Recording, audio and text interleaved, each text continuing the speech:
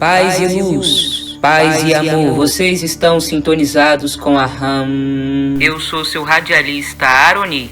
Estamos lendo o livro O Sublime Peregrino do mestre Ramatiz, psicografado pelo médium Hercílio Mães. Capítulo 28. Jesus e sua entrada triunfal em Jerusalém. Pergunta: mas a recepção tão festiva a Jesus não se findou logo à entrada da cidade, como supunhamos mediante a narrativa dos evangelhos? Ramatiz: conforme diz o próprio Evangelho Mateus, no capítulo 21, versículos 10 e 12, o caso sucedeu assim, abre aspas, e quando entrou em Jerusalém, se alterou toda a cidade, e entrou Jesus no templo de Deus, e lançava fora todos os que vendiam e compravam no templo, e pôs por terra as mesas dos banqueiros, e as cadeiras dos que vendiam pombas. Fecha aspas. O que implica dizer que o mestre Galileu e a turba de seus seguidores chegaram até o templo e o fizeram com certa bulha. Realmente, depois de percorrer as ruas principais da cidade, a procissão bulhenta desembocou no bairro onde se erguia o suntuoso palácio de Herodes, esculpido sobre grandiosas colunas coríntias e servindo na época como local da administração do governo de Pôncio Pilatos. Enquanto à esquerda destacava-se o Tribunal de Justiça dos Judeus,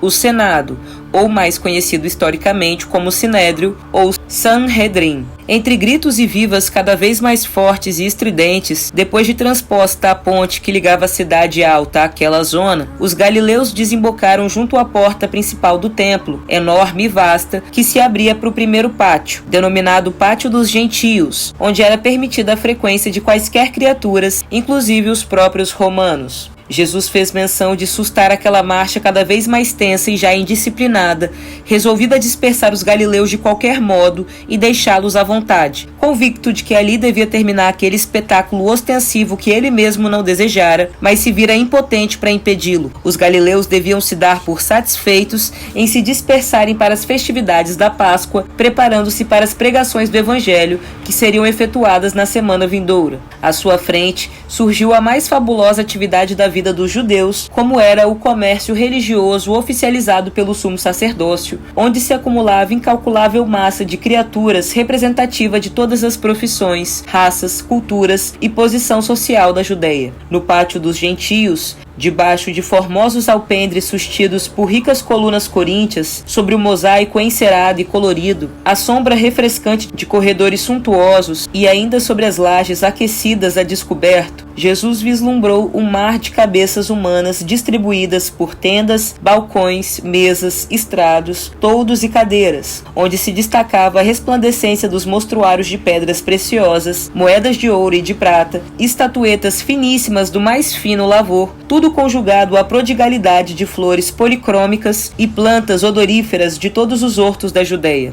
Sentados em suas cadeiras e abrigados sob pequenos toldos improvisados, centenas de judeus alardeavam as qualidades e a doçura de milhares de pombas provindas dos lugares mais pitorescos do mundo. Era, ao entardecer, o sol já se punha no oeste da cidade, pois somente alguns dos seus raios purpurinos dardejavam sobre aquele vasto formigueiro humano e faziam faiscar tudo o que era polido e brilhante. Quando o vento soprava forte, então, o aroma das flores e das plantas odoríferas fugia pela imensa porta do pátio dos gentios. Mas Jesus fez um gesto de desagrado ao sentir o cheiro desagradável do sangue fresco dos animais sacrificados a escorrer através de valas que desciam até a cidade baixa para o vale de Inom e depois se juntavam às águas do Siloé, costeando as muralhas e o sopé do Horto das Oliveiras. Às margens do rio Siloé, no vale de Cedron, uma fantasmagórica multidão de maltrapilhos, aleijados, famintos, escórias da cidade, lutava por alguns resíduos que sobejavam da lavagem dos couros dos animais sacrificados no templo.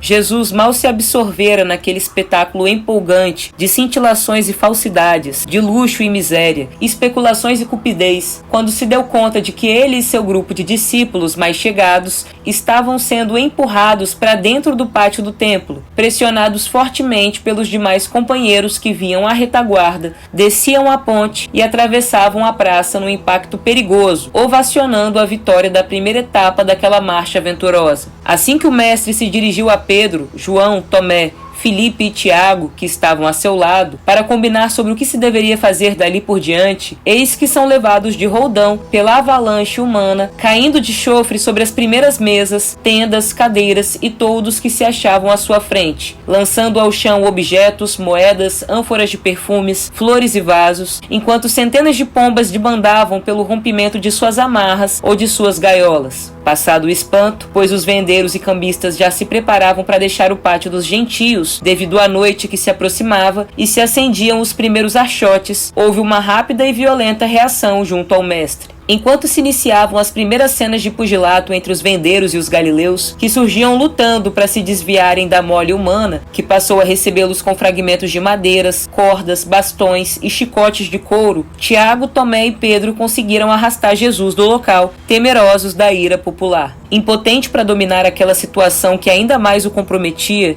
Jesus acedeu aos rogos dos seus amigos e abandonou o local, esperando os demais discípulos em lugar ermo e sob a sugestão de Tomé. Depois de reunidos todos os apóstolos, costearam as muralhas do templo e seguiram em direção ao bairro de Getsemani, onde os esperava a fraterna hospedagem da família de Gesiel, dono de uma granja ao sopé do Horto das Oliveiras. Ali, foram recebidos afetuosamente por Gesiel, velho amigo de infância, em cuja residência colonial foi reservado modesto aposento a Jesus, pois a casa estava cheia de parentes, amigos e convidados para as festas da Páscoa. Quanto aos apóstolos, os servos de Gesiel arranjaram-lhe camas improvisadas, com palhas e fardos de feno, além de mantas de lã, pele de carneiro e de camelo, que foram armados no celeiro da granja.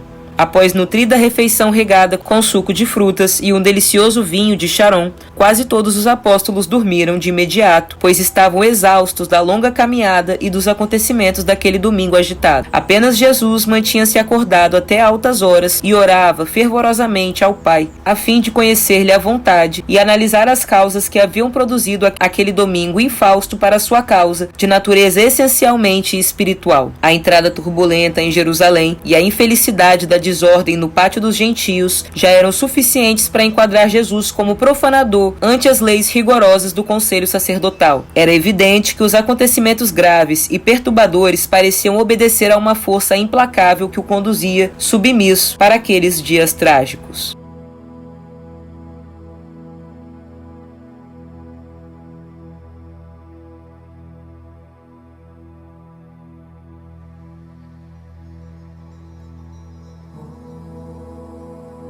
Interessante porque a partir dessa narrativa a gente questiona o episódio de que Jesus ele chicoteou os vendilhões do templo, né? De que ele derrubou as coisas ele mesmo, ele fisicamente foi lá e derrubou as coisas, chicoteou pessoas, derrubou pessoas, falando: como que vocês se atrevem a profanar a casa de meu pai? Isso aqui já foi uma casa de rezo, mas vocês... Aquele episódio todo que é famoso, né? Tá em todas as paixões de Cristo, a gente vê isso desde pequeno, de que Jesus foi ativamente agressivo com os vendilhões no templo. E a gente já leu aqui no canal a oposição que Ramatiz faz a isso. Nesse mesmo livro, em vídeos anteriores do canal, a gente fala, através da perspectiva do mestre Ramatiz, né, de que Jesus não fez isso, de que Jesus não foi ativamente agressivo e violento com ninguém, porque não era da natureza dele fazer isso. E se ele fizesse isso, num feriado como era o da Páscoa, ele teria sido preso na mesma hora. E que isso, na verdade, caiu nos evangelhos, poderia ser uma das muitas ilusões que estão nos evangelhos e que não é bem verdade, não é bem daquela forma, dessa forma que aconteceu. Então, aqui, Ramatiz nos dá uma segunda perspectiva, um outro posicionamento do que aconteceu realmente naquele dia. Não tem muito o que eu dizer, porque no próximo capítulo a gente sustenta a observação que ele faz, né? Esse capítulo todo, 28, vai sendo narrado com uma riqueza de detalhes muito forte, e um episódio atrás do outro episódio, até desencadear nos episódios finais da vida do mestre. Então, vamos cortar as pontuações que eu posso fazer, né, pra gente ler. Eu sou seu radialista Aroni, vocês estão sintonizados com a RAM. Câmbio, desligo.